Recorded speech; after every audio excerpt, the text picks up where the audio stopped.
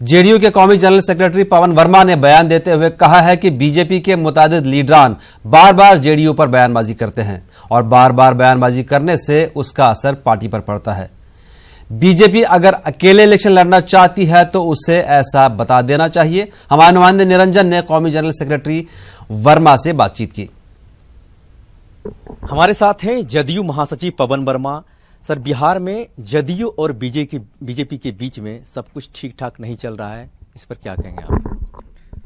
जदयू एक अनुशासित पार्टी है।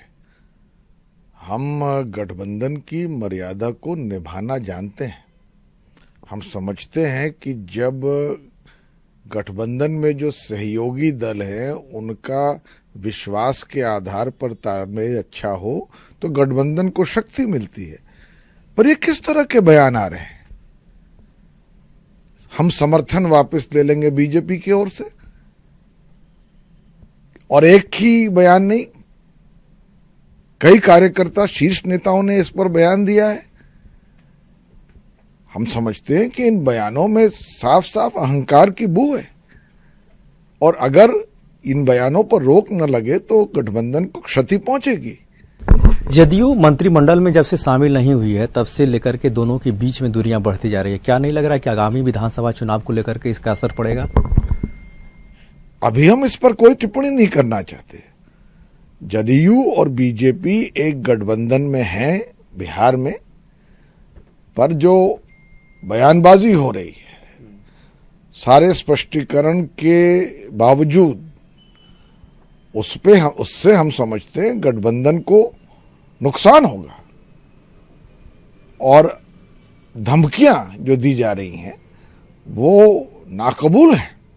गठबंधन इस समय बीजेपी और जेडीयू का है बिहार में, परंतु अगर इस तरह की बयानबाजी होती रही और बार बार ये कहा जाए कि हम समर्थन वापस ले लेंगे और चुनाव हम अकेले ही लड़ सकते हैं, तो ये तो बीजेपी का निर्णय है। जदयू इन धमकियों से किसी तरह से विचलित नहीं हो रही है। जदयू और बीजेपी में जिस तरह से लगातार दूरियां बढ़ती जा रही है, बयानबाजी हो रहा है, उसको लेकर के जदयू महासचिव पवन वर्मा ने कहा कि इस तरह के बयानबाजी सही नहीं है। कैमरामैन प्रकाश गुप्ता के साथ निरंजन सिंह, न्यूज 18 दिल्ली। विदर्भ में गर्मियों के बाद बरसात में भी पानी की किल्लत में इजाफा देखने को मिल रहा है, जिसके सबब आवाम को काफी परेशानियों का सामना करना पड़ रहा है। विदर्भ में कई दिनों बाद फिर से बारिश के सिलसिले के शुरू होने से किसानों के चेहरों पर खुशी की लहर तो पाई जा रही है, ताहम अभी भी पीने के पानी के लिए आवाम को दर-बदर की ठोकरें खानी पड़ रही हैं। बुल्डाना और अकोला अजला में कई मकामात पर हफ्ता भर पानी नहीं मिल रहा है, जिसके लिए कुछ लोगों को पानी खरीद कर पीना पड़ रहा है, जबकि कुछ मकामात पर हफ्ते में एक बार टैंकर से पानी सप्लाई किया जा रहा है। पाणी काहीच नाही, आमचं काहीच पाणी होत नाही, नुसतं प्यायचं पाणी होतं वापरायला। कधीपासून प्रॉब्लेम सुरू होतो? हा, खूप 1-2 महिने झाले। 1-2 महिने झाले आणि टँकरचं पाणी मिळतं?